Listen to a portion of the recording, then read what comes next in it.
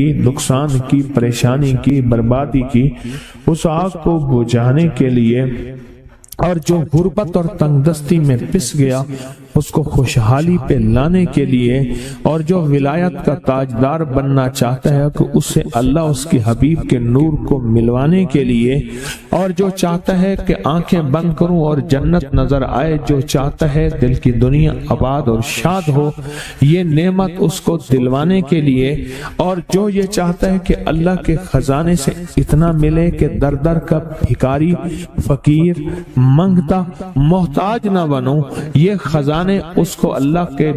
خزانے سے ملیں، یہ دلوانے کے لیے یہ 40,000 دفعہ سورۃ اخلاص 11 جمعراتیں پڑھی کہ یہ سورۃ اخلاص کی جو جمعرات ہے اس میں ہم ابھی 40,000 مرتبہ بیٹھ کے سورۃ اخلاص پڑھیں گے، اور وہ 5-7 منٹ میں پڑھی جاتی ہے۔ اس کی وجہ یہ ہے بلکہ 40,000 دفعہ نہیں پڑھی جاتی، وہ لاکھوں دفعہ پڑھی جاتی ہے، لاکھوں سے بھی لاکھوں پڑھی۔ اس وقت یہ مجمع، خواتین کا مجمع، پوری دنیا ہمارے اس وقت آن لائن بیٹھی ہے، کہیں صبح دوپہر شام، پوری دنیا ہماری اس اللہ کے فضل سے سن رہی ہے۔ دے گے